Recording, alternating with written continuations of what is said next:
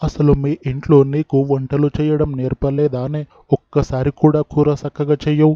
అబ్బో! నీకసలు వంట చేసి పెట్టడమే ఎక్కువ అని నేననుకుంటే నీకింకా మంచిగా వండి పెట్టాలా?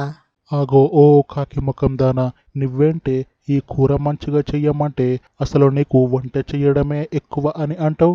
నిన్న రాత్రి ఆ పక్కింటి సరోజ పచ్చి పులుసు ఇచ్చింది అని ఓ లొట్టలు వేసుకుంటా చేతులు నాకుకుంటా తిన్నావు కదా!